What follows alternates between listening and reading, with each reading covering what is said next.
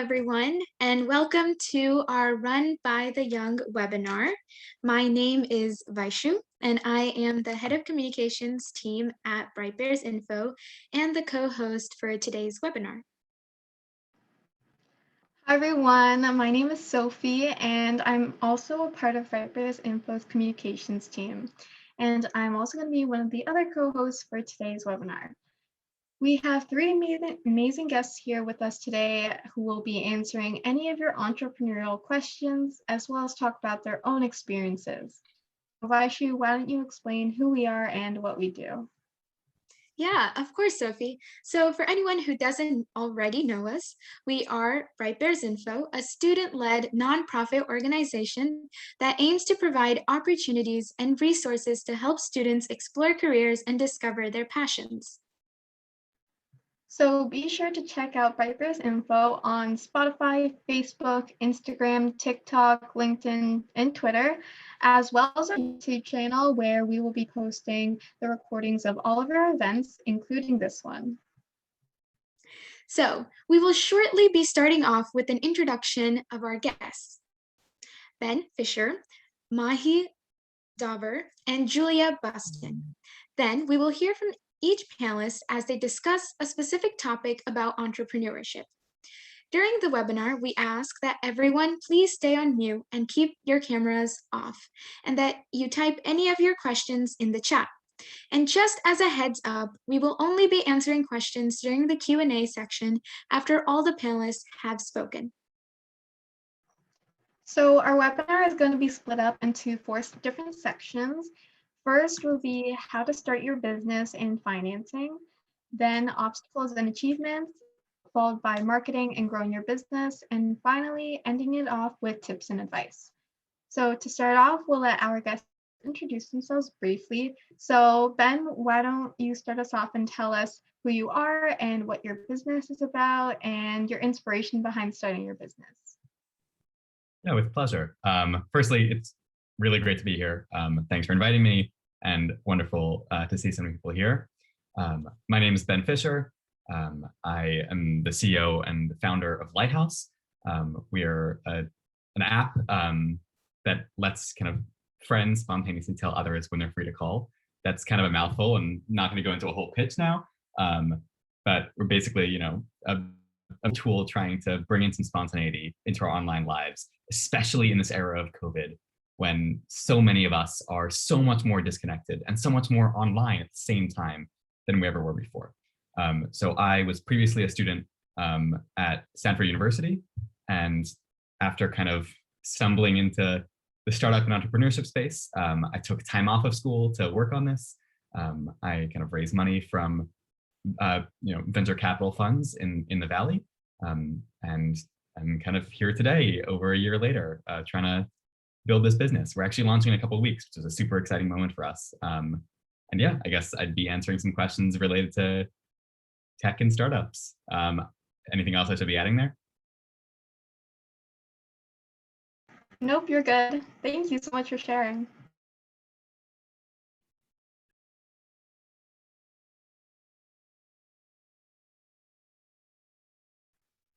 And next up, we'll have Mahi introducing herself. Yeah, hi everyone. First of all, I would also like to thank all of you for organizing this, for inviting me here to speak today. This is great. Congratulations to all of you for setting this up. I think it's something that's much needed. So a little bit about myself or more about Wonderbox, I guess. Wonderbox provides STEAM activities and toys for kids aged 4+. The inspiration behind it was partly my own childhood. I was the kid that was always tinkering, was always breaking stuff apart, and my parents were always trying to figure out how to keep me busy. And when I decided to start my own startup, I kind of did a little bit of research and realized that finding good educational and fun toys and activities for your children is still something that's needed very much today. And it's difficult for parents to do, given how busy they are. And that's kind of the inspiration behind Wonderbox and how it started.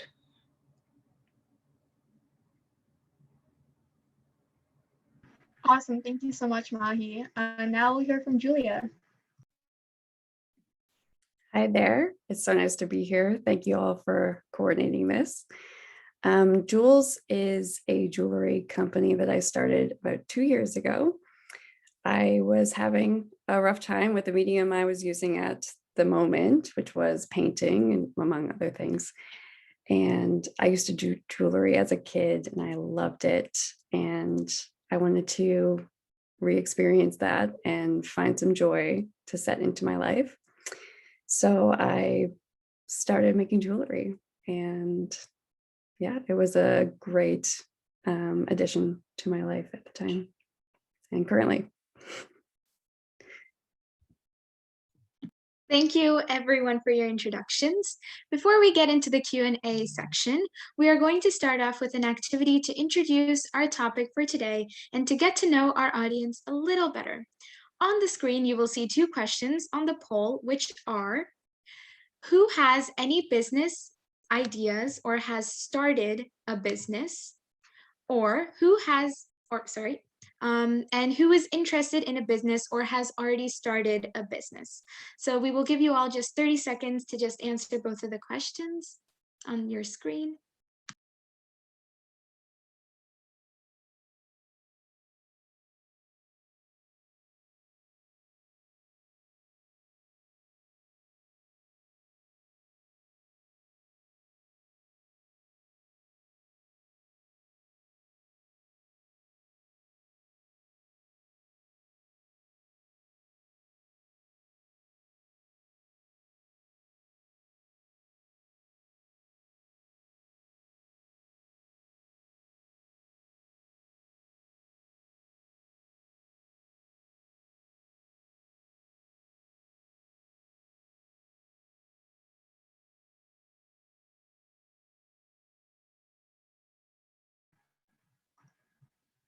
Awesome, that's great. So we're looking at the results right now, and that's great to see that a lot of people are interested in starting a business, but they haven't. So hopefully this webinar and hearing from our amazing panelists will inspire you to take action finally and to start your business. And I see a lot of people also have business ideas, which is really great. That's amazing. Thank you, Sophie, for sharing our results. So if you guys would like, you can share those ideas in the chat because we and the panelists would love to hear them. So thank you to everyone who participated. We love getting to know our audience a bit better and hearing all of your creative ideas. Now let's get started with our Q&A portion of the webinar. The first question will be getting started and financing. Drop your questions related to getting started and financing yourself and your business in the chat. Our first question is, how did you decide that you wanted to start your business? Ben, do you want to start us off? Sure, happily. So I started Lighthouse not knowing it would be a business. I was sent home from college like millions of other kids around the world were right when COVID hit. And I found myself in my basement on the other side of the world, suddenly so much more disconnected from my friends, from my community, from my social life than I ever was before. And I was just kind of frustrated that it was so hard to get in touch with friends. So used to playing phone tag and being like, hey, you free? And then it would take them a week to respond. And then we'd end up going back and forth to schedule a call. When it used to be that when I was a student in high school, I could see somebody in the hallway and just say hi, we have lost that opportunity online. And so I wanted to fix that for myself. I didn't know if it was a business or just a Google sheet that I shared my calendar with friends. I had no idea. And it took me a couple months of kind of speaking to people and thinking through okay, how do I solve this for myself, to realize that it was something that I actually wanted to solve for other people even more. And that the way to do that was through a business, through a startup, through an app of all things. And that's how I started. That's so great. It's wonderful to hear that. Mahi, do you want to go next? Yeah, for sure. So I actually started, I had been thinking about starting my own business for a while. I finished my MBA in 2018, and then I was working a job. It was a good job, but it just wasn't for me. Truly, I've worked plenty of jobs, and I'd never truly been happy with what I was doing. So I jumped around school, and then I finally decided that, you know what, I'm going to start my own thing. I spent a lot of time talking to a lot of people, and Wonderbox truly did come very naturally as something I was passionate about. I have a background in STEM. Um, I did math in my undergrad, and as I mentioned, as a kid, I was always tinkering, and I realized these problems still exist today. And then that's kind of how Wonderbox came about. That's great. And last but not least, Julia, would you like to finish us off with this question? Sure. Much like Ben, I wasn't intentionally planning on starting a business.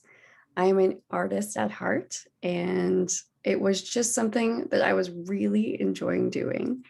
It was something that my friends were interested in purchasing or having to wear for themselves, as well as my family. So I went along with it, and I loved every second of it. And I am an artist at heart. So I kind of already knew, I guess, along the way that I was going to eventually start a business for myself. That's great. It's so nice to hear that you guys are from different types of fields and how you got started and what inspired you. Okay, we will now be moving on to our second section, which is obstacles and achievements faced while running a business. So to begin this section, Mahi, can you let us know what were some of the major obstacles you faced? Yeah, of course. I was just checking if I was on mute, sorry. So I think there were a couple of things. So just for some context, I started Wonderbox in late 2019. So really, Wonderbox has not known much of a pre-COVID time. But one thing that I really worked on and was product market fit and customer acquisition. And what that means is that when I started Wonderbox, we started doing just toys, and we grew to activities. And then we started working with schools. And really, until I was working with schools, Wonderbox did not grow to what it is growing today, or did not grow at the speed it is.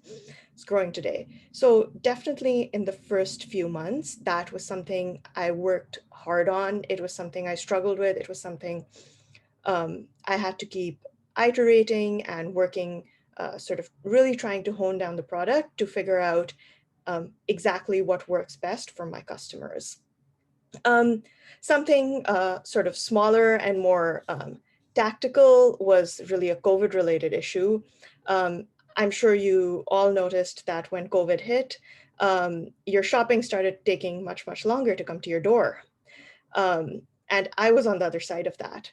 I was the one shipping out products and boxes, and my customers were the ones being like, hey, why has Canada Post not brought our stuff to us right now? And I'm like, well, so it wasn't just that, it was also my suppliers who I was getting stuff from.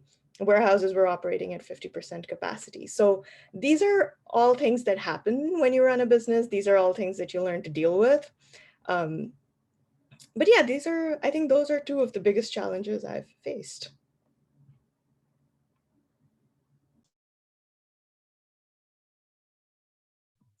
Okay. Ben, would you like to describe any of the challenges you've faced in your business? Sure.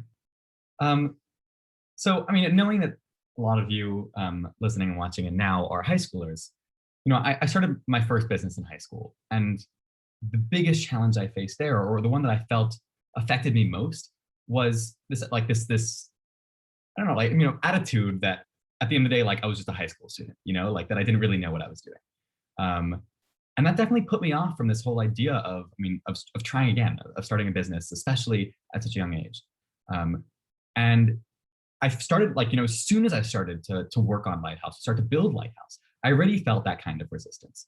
It didn't take place in so much the same way that in high school when I was hustling around trying to sell like literally everything between lemonade and like book goodies and a whole bunch of stuff. Like it was adults who were like, oh, so cute, like let me help out. When I suddenly had to like be much more of an adult and take things very seriously and, run a team and see people eye to eye, despite being a lot younger, I found a lot of friction there, especially like kind of in the early days of Lighthouse. I kind of got over those hurdles and sort of figure out how to navigate that world. But I'd say one of the obstacles I faced early on was kind of coming to grips with, on the one hand, still being so like young and in many ways naive, but also having a clear vision for what I wanted and knowing that at the end of the day, I did have the resources and I had the tools and I had the capability to do what I wanted to do. Sort of with that, I had never been exposed to anything like what Lighthouse is now. I wasn't really technical. I couldn't just sit down all day long and code out this app that I wanted to make. I didn't have any fundraising skills. I didn't know how to ask for money so I could afford to make this. Like my previous businesses had been related to tutoring and to education. And so it was a totally new world to me. And I think one of the biggest obstacles I faced was really just finding my footing in this totally new terrain, right? Like, what does it mean to be in the tech world, be in the communications world? And that was just a lot of learning, which was tough. But I think that for me, what excites me most in my day-to-day now is learning all those things that I don't yet know. And so I'd say, kind of turning that experience into advice, do not be intimidated by what you don't know yet, because learning it is going to be the most exciting part. That is so true. I agree. Learning it and getting to know and putting in the hard work always like makes you push yourself to do your best. And learning new things is always great. And Julia, lastly, have you faced any obstacles while running your business? I think it's safe to say we all have. Kind of like Mahe, I started my business a little bit earlier in 2019. So I had almost a year before COVID started. But I think my business is somewhat set up for the way COVID has been working with social distancing and handing off packages and mailing things. But I find most of my challenges and obstacles were always inward, much like Ben. I found, it was all about attitude. If my attitude wasn't great that day, I wasn't having a great day. I find challenges like time management, so juggling, job, school, things like that. I find Instagram algorithms, social media algorithms you can kind of feel like they're against you a little bit, but you have to know what you don't know. So in saying that, you kind of have to do all the research you can to know what you don't know, to combat those obstacles that you will inevitably face. Thank you for sharing all your obstacles that you had to go through with starting your business. I think a lot of people need to hear like the reality when it comes to starting their own business. So I think that part is very important as well. The last question that we have for this section is, what were some of the achievements that you achieved that you felt were a huge accomplishment? So Mahi, did you want to start us off? Yeah, for sure.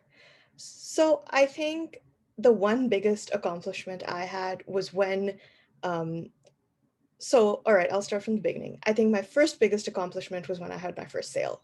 That's always very exciting. And it's a great day and you just want to jump around that, yay, somebody's buying what I have.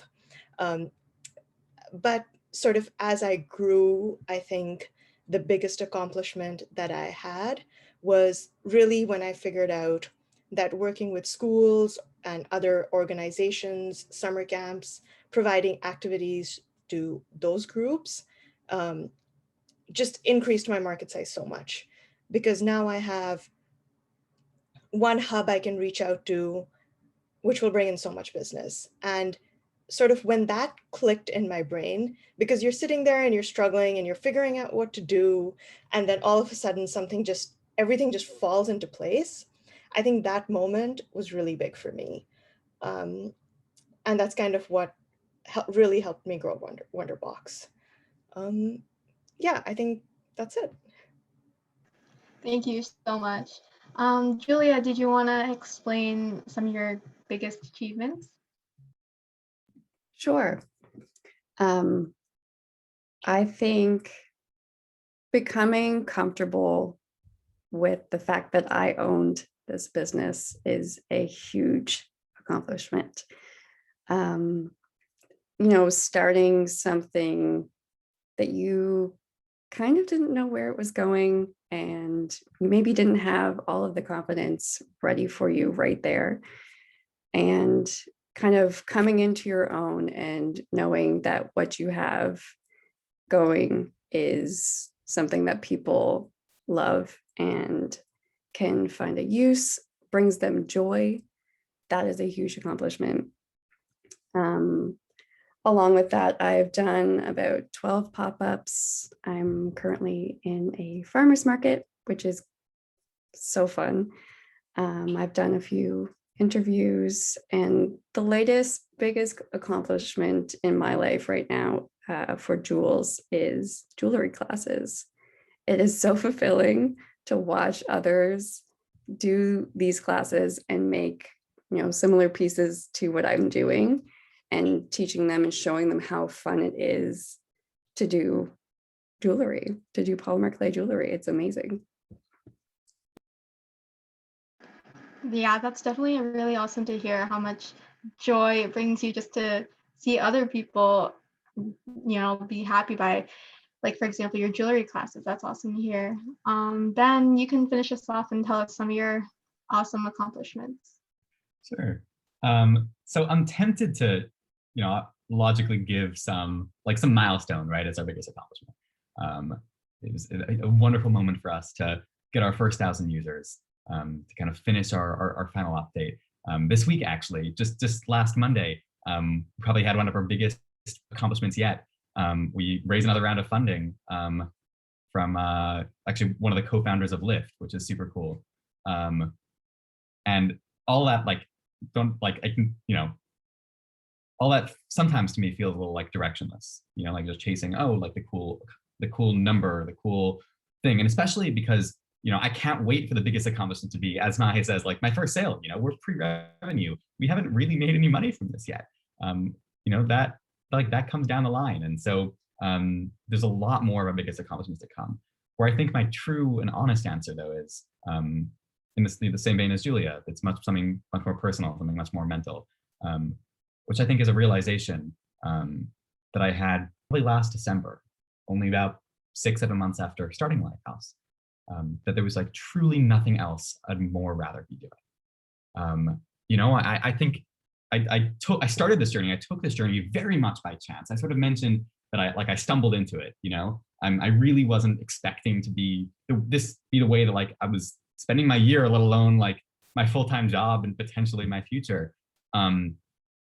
And so when it was when things sort of were still moving slowly, and there were these moments of reflection about did I just do this because it was cool and exciting, and enough people put trust in me to support me to move this forward, or am I just doing it because why am I doing this? And I think once I sort of evaluated that I wasn't doing a startup just because I wanted to do a startup, that I wasn't doing this just because I found some validation and it was a good feeling to chase the press or chase the whatever, to know that it was something that I was pursuing solely because it was making me happy, that it was keeping me excited and motivated. In hindsight, that was the biggest accomplishment I've had by far, because that's what's propelled me to where I am now, without a doubt. I think that's great because obviously when you start a business, it's really hard to start a business, and marking each of your even smallest achievements gives you like the biggest happiness when starting a business or running the business. So we'll move on to our next section, which is financing yourself and your business. So our first question in this section is, how did you get started in terms of finance? Example, did you take a loan, borrowed money, savings, etc.? Mahi, do you want to start us off with this question? Yeah, for sure. So Wonderbox is bootstrapped. I started it out of my own savings. And so that's the short answer. The longer answer is that everyone's journey is different. Like Ben said, they've already raised 2 rounds of financing. But I think that, so for me, I'm on the other end, but the way I sort of built my product was that because it's e-commerce, it was a little bit easier to run it from my own savings than it would be for an app that's still pre-revenue. I think just to sort of turn that into a little bit of advice, you know, you can try your savings, but obviously that might not always work. You can, there's always, sometimes you have to find a part-time gig that, helps pay the bills. You can always rely on friends and family to help you out. There's a reason there's what's colloquially called a friends and family round, because a lot of startups sort of start that way as well. So I think, yeah, there's no real one way to go about financing. It's different for everyone. Yes, I agree. It's different, and everyone's experience is a bit different depending on like what business you're actually starting up and how much effort it needs to take to run each business. So in that case, we'll move on to Julia. What is the finance behind your business and what did you do? I think that's a great point both of you made, that it is different for every single business that you might potentially start. But Jules started slow. So, and I had a full-time job when I started it. So with what I'm doing, the materials go a long way in what I'm making. So because I was able to start slow, and because the materials take me a long way, I didn't have to worry too much about the finance aspect of that part of it. However, I think about 6 months after I started Jules, I did contact my bank. I set up a business account with them so that I could track every single cent that I was putting into and getting out of my business. But really, there are so many ways that you can finance your business. There's fundraising, there's grants, government grants. You can get a loan, line of credit. What else? You can save up. There's a billion ways for you to finance your business. You just have to want to do so and ask for it. Yeah, I totally agree. I mean, you won't get anything unless you ask the other person for, right? I know Ben talked about fundraising and raising money for his business. Would you like to maybe touch up a little bit on that? Sure. And I just want to second as well all the points that were just made, especially that last one. That just ultimately you just have to ask, and it's the scariest part of this entire process, but it's the one that's going to get you success, and it's the one that's going to be rewarding. Like it was shocking to me how easy my own process was, and I'm super lucky that from start to finish, like my whole fundraising process that set me up for a couple of years, potentially, depending on how successful we are, like literally took a couple of weeks. And so, yeah, I mean, I'd say just ask. The slightly longer story to how we started in terms of our financing, I just like many other apps and many other kinds of startups, my entire first focus was an MVP, a minimum viable product. The smallest, simplest, leanest thing that I could come up with just to prove that the idea could work.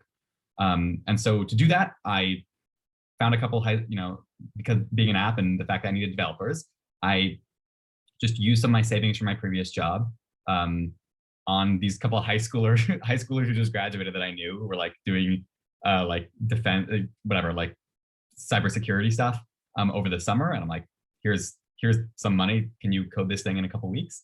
And they're like, yeah, sure, we got it, easy. And it was these 3 kids. Like, I made a Discord server with them. It was super like not professional at all. And it ended up taking double as long and costing double as much. And it was a complete failure. Like it was complete failure. And that was like all the money I had to spend on it.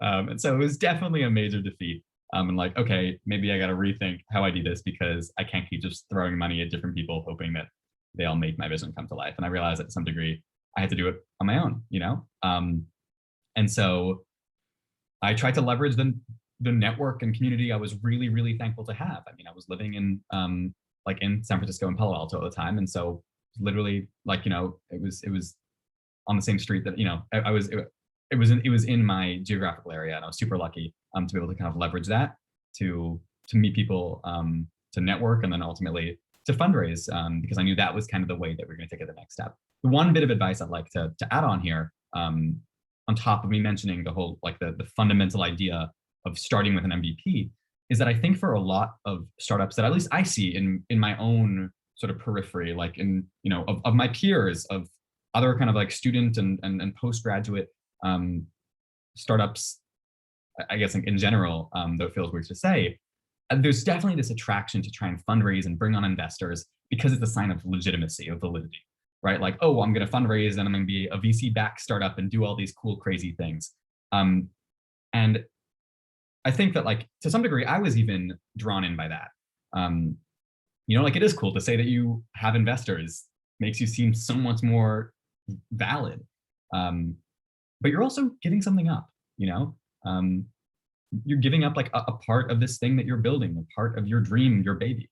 And I'd really, really advise to kind of people who, you might be hearing me say that we raise these rounds and it was such an easy process, who might be super tempted by it. I'd say, again, if you want it, it's really just a matter of an ask away.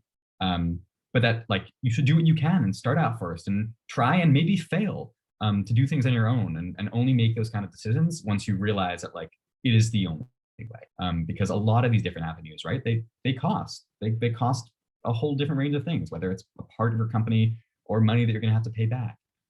They're big decisions, and that shouldn't be scary, but it should be deliberate. And yeah, that's the one thing I'd add. Right, Ben. And since you were talking about, kind of like convincing people on asking and trying to get money from them to help out your business, how did you actually convince the investors? What did you say to invest in your startup without launching it in the market? Any tips for those who are actually looking for funding right now in our audiences? Yeah. So firstly, I'd say in general, in this COVID world, and with just the way that a lot of VCs are working right now, now's as good a time, if not the best time ever, to just try. There are so many people out there who want to see your idea succeed and want to help your idea succeed. That's, first of all, should be a really good feeling, and exciting for people interested. The way that I did it, I can go to the whole process of how I got those, got on that Zoom link in the first place. But once you're kind of having that conversation, as a startup, we kind of had to have a lot of the bare minimum things. We had to have done our competitor research. We had to have had that pitch deck. So basically, a presentation explaining who we are, what we're doing, why it's special, how we're going to make money, all those sorts of things. I had to have my pitch down, literally practice it standing on one foot in the mirror, to make sure that I nailed what I was trying to say. But ultimately, pre-product, we didn't even have anything really to show. We were we're working on it, it's going to happen, but we fundraised before our investors could use the app. A lot of it is based off of faith. I mean, a lot of venture capital works on faith, faith in you as a person. That's a lot of weight. It was a lot of weight for me to whoa, you're not even trusting this idea, you're trusting me. Are you sure you want to do that? But they do, and so I think with that, one of the ways I feel like I was able to succeed is a confidence in what I was uniquely bringing to the table as somebody trying to start this. What I mean by that, at least in my particular case, was, like I had no technical experience. So in a lot of ways, I am not the right kind of person to be running an app. But I was recently a college student, and I was a college student who was sent home and who was, like I mentioned, like disconnected from friends and experiencing the problem that I was trying to solve firsthand. And so I remember at the time, like just after we raised, I asked my investors, like, just to be clear, like, why did you do that? What was the logic? And they're like, listen, like if you were a Google engineer, pitching us the same startup, we would have said no. We said yes because like you know better than anybody how to solve this problem because you are the core of the people experiencing it. And that's like that's obviously unique in my case, but I'd say that like whatever you're pursuing, know what like part of that whole process, how you convince people, is also selling yourself just as much as it is selling a product. I'm not a very self-promotional person. I still suck at it in many ways, but I've somehow managed this far. So yeah. Thank you so much for sharing about talking with investors and how to convince them. So another question that we have here is, what do you do if you're not making any money, or even if you're starting to go into debt? Julia, did you want to start us off with this question here?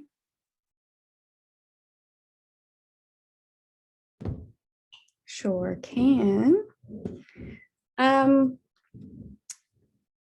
I think trying to think about what I would do. I think you need to have faith. You need to have faith in what you're doing and continue doing what you're doing, or find a way to change your direction. So something that I did not right away, but a little bit after, probably a year after, was I followed along a lot of polymer clay artists. And not that I was copying or anything, there was just an interest in seeing how people were selling themselves. And just doing your research and finding out what direction you need to go into can help you move forward and start making more money in your business. Just have the confidence in your product. And I don't know, that's all I can really think of that. Thanks. Thank you so much for sharing. Mahi, did you have anything that you want to add about that topic? Yeah, for sure. So eat a lot of instant noodles. I'm kidding. Only a little bit. I think what's really important is to believe in yourself, and believe that you can do it. And that's something I know I had trouble with, because it's very demotivating when you aren't doing well, when you're trying to build this thing that's your baby, that you feel so passionate about, and you see it going up and down and up and down, and you're like, what am I doing wrong? What am I doing right? And your brain gets muddled up. So I think something really, really important is to own it and keep believing in yourself. Another thing that really helped is to have people who support you, whether that's your friends, your family, your partner. Really have those people to back you up and help pull you along when things are tough. And like Julia and Ben said, for ask when it comes to funding, in a non-funding way, ask for help, because you never know who'll be willing to partner with you, who'll be willing to help you out. I mean, I've had my family help me pack boxes, and in the beginning, you got to do what you got to do to make it work. And so yeah, that's what I think I'd do, or what I think I'd say. Don't be afraid to ask for help, and just keep believing in yourself, and that will get you really far. I totally agree, because going into debt is definitely not easy, and it's a huge downfall when you're starting a business. So yes, having your support and just not giving up on your business, it's really important. Okay, so that wraps up this section. So thank you for sharing on how to finance yourself along with your business. Our next section is marketing perspective and growing your business. Our first question will be, what would you say is the best way to market your business? Julia, can you start us off?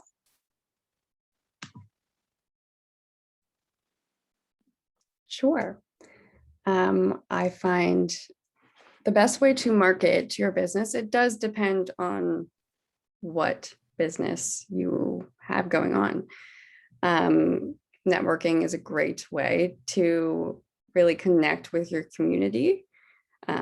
Volunteering is a great way to slowly market your business as well. Finding those who support the same goals as you. Marketing doesn't have to be so boxed in to say, let's do ads, let's do all of our socials. It can be so many different things,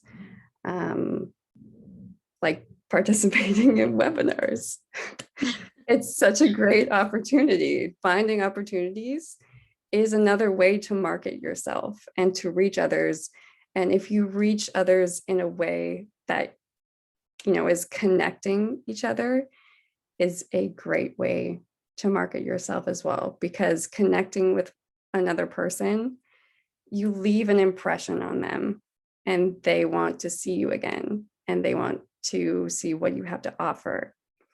And yeah, finding people who are doing things like you are is another great way to market yourself. But again, Instagram, Facebook, LinkedIn, all of these socials are great tools to have in your back pocket because everybody's on them. Yes, that's so true. Ben, Mahi, anything to add on? Like anything other than socials have you guys did to market your business? I can add on a little, and then I think I'll hand it over to Ben because I'm sure he has some insights as well. I really want to echo what Julia said about making connections. Find people who are passionate about the same things you are. The reason schools worked so well for me is because I ended up connecting with teachers, and teachers are passionate about education, and that's what my product is all about. The other thing is that, yes, there's, your basic obvious stuff, get on social media, or write online content. But I think one big thing is that hang out where your customers hang out. And that could be online, that could be physically, not so much physically with COVID, but generally speaking. If you're online, find the platforms your customers hang out on. My e-commerce customers are, it might sound like, oh, I sell kids products, but really my customers are moms. Well, which platforms do moms hang out on?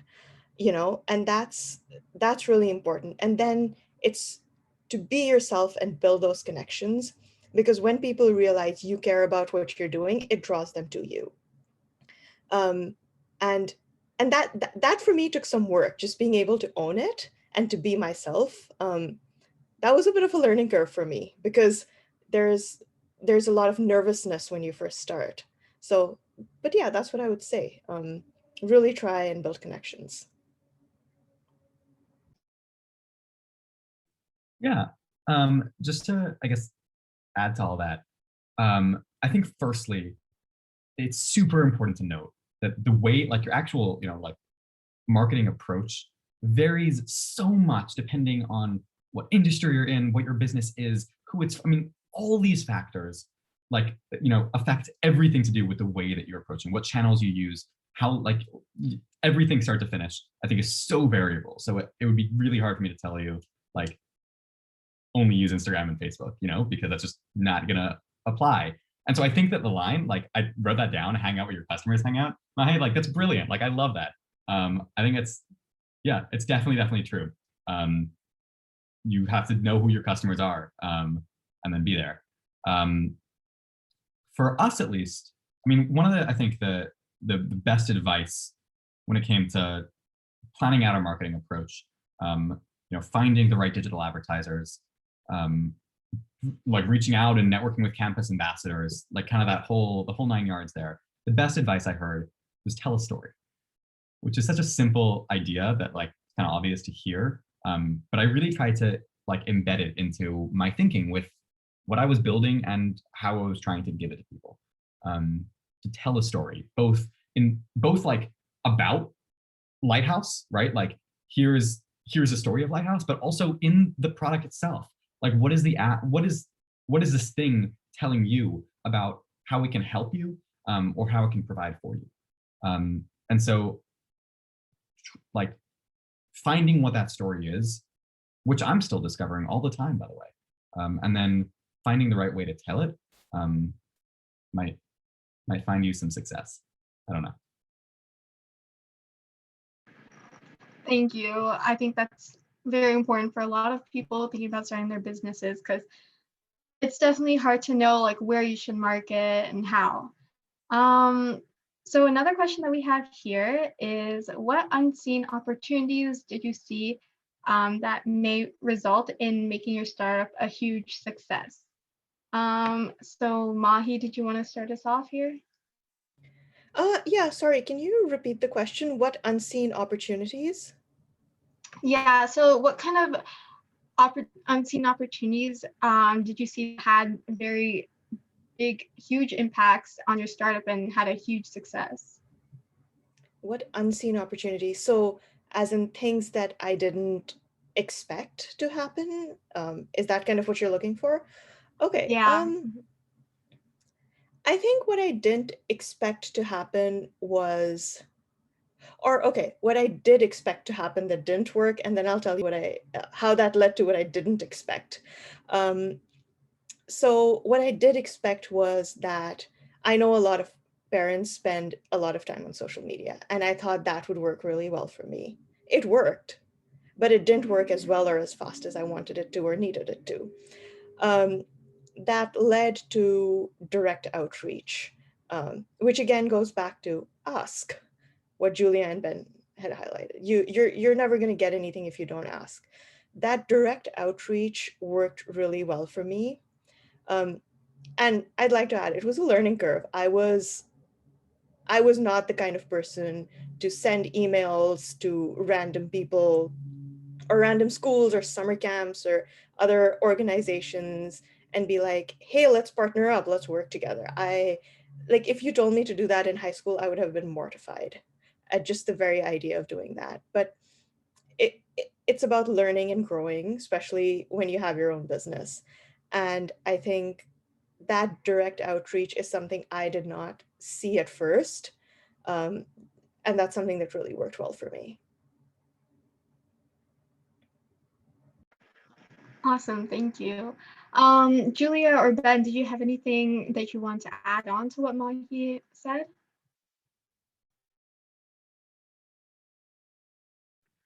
I mean, I totally agree. And really there's not too much to add. I mean, I think that at least in the question of like, what are unseen opportunities, in some ways, like if I saw them and it would make a business success, they would no longer be unseen.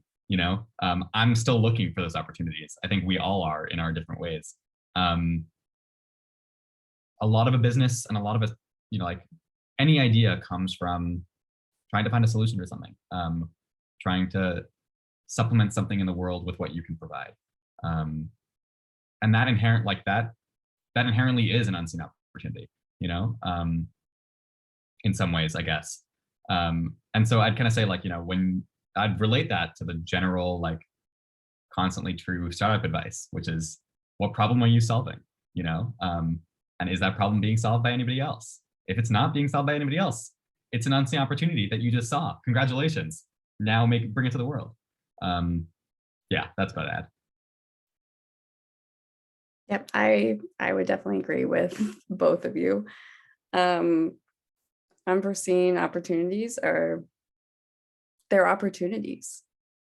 That's why genuinely, I do try to take every opportunity that is offered to me, but also, as Mahi said, ask, have an email chain, or send emails out, go to your local coffee shop, drop off your business card, be where your customers hang out, as she so perfectly said. Yeah, I mean, the short answer for me personally were pop-ups.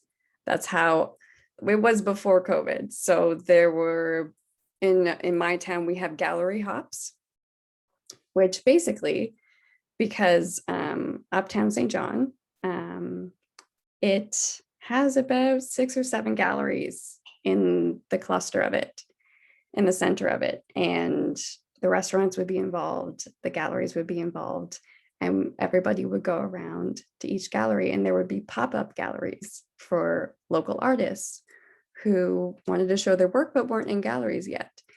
So in doing that, it's another way to network and connect with people, and you have people coming in and talking to you about your art or your business or whatever it might be.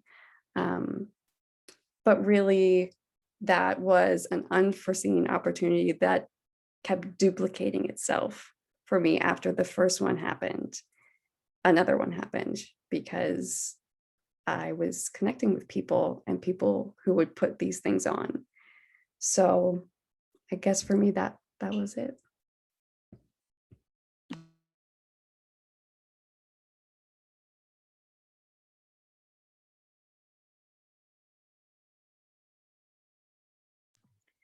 That's great advice on marketing and network on your businesses. I know this is extremely important to keep in mind when building your business, and like presenting yourself on social media and putting yourself into the community is the only way you can let others know about who you are and what your business is. So our next and final section for today's webinar is tips and advice. Our first question for this section is, if you were not building your startup, what would you do? What would you be doing? Like any backup plans? Ben, why don't you start us off? Yeah, I mean, mine's pretty simple. I'd be back to school. I probably would be, I'm sitting on Zoom classes all day, working towards my degree. But that's on pause for now. But that's my backup plan. Yeah. Julia, what is something else you might be doing if not your startup? Currently, I am working full-time with Jules and full-time as a pastry chef. So that is kind of my backup plan, I guess. I never really considered it a backup plan, though, and I never considered Jules a backup plan. I don't know why. I don't know why I don't feel like I need a backup plan. I think I'm just confident that because I'm so determined in owning my own business, I'm going to do so. It doesn't matter what it might be to me. It's kind of just what I'm interested in at that time, and having the confidence to go for it and ask for it and do it. I agree. And Mahi? Yeah, so kind of like what Julia said, Wonderbox is my plan. There's no backup plan. You got to be all in, because when you're running a business and when you have a startup, it consumes you. But let's say I wasn't doing Wonderbox. I mean, logically, I'd probably be back at work full time. And I absolutely love what I do. So I really, really don't want to have to, do that.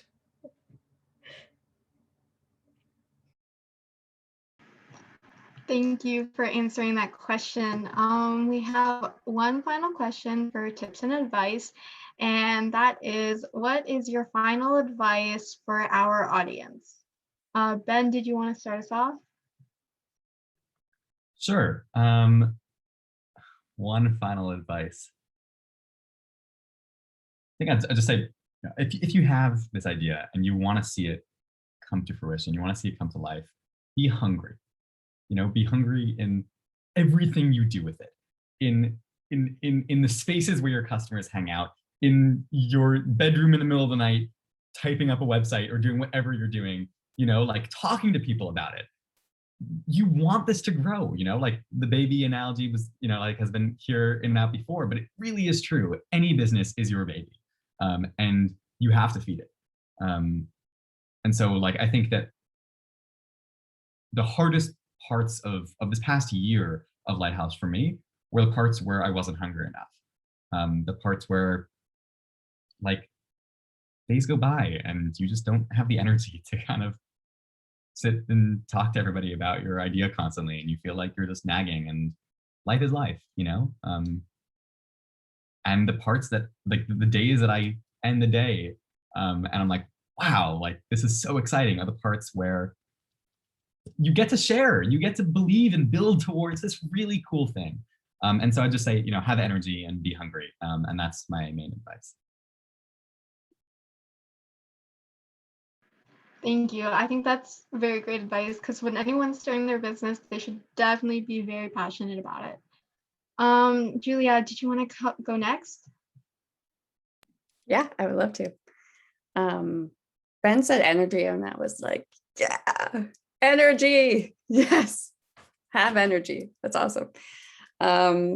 Also, have the confidence in your product and in yourself that other people will see that. You need to be consistent. I find that is something I hold on to as a consumer, as a patron, as a person sitting in a restaurant. I look for consistency everywhere, and whether it be social media or in a friend. And I think lastly would probably be do your research, whether that be competition, whether that be for what you're doing. It could be a wide amount of things, but find out what you don't know and know it.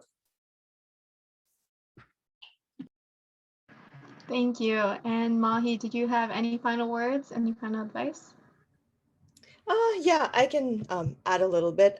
I'd really like to echo what Julia and Ben both said. Energy and hunger and passion is extremely important. I mean, this is something you're doing every day. So it's not just a topic you need to be passionate about, but find the problem you're solving. And like they say, in the startup world, what is the problem you're solving? But be passionate about that specific problem. And I think that's really important. The other one that I'd like to add is that be open to making changes. Because when you build something yourself and you care about it so much, you really, really, truly, it's everything you've put your heart and soul into it. When somebody gives you negative feedback, don't let that shatter you, but look at it as a learning and growth opportunity that, hey, this is not bad. This is how I can be better. And sort of in that context, kind of to what Julia said, acknowledge what you don't know and be willing to learn. Be willing to learn it, and really know your strengths and know your weaknesses, and play on your strengths and work on your weaknesses, or get help from somebody who knows a lot more than you do, because there's so many really, really smart people out there. Learn from them. That's really, really going to help you. I think that would be my final advice. But before I put myself back on mute and hand it over to you guys, I just want to say thank you for organizing this. It's been an absolute pleasure to be here alongside Ben and Julia. And I really enjoyed this. And it's really great to see how you guys are putting something together for high school students to learn about the different career paths and talk to actual people who are in those careers, because I think it's something that's much needed. And I think it's something that when I was in high school, I would have really benefited from.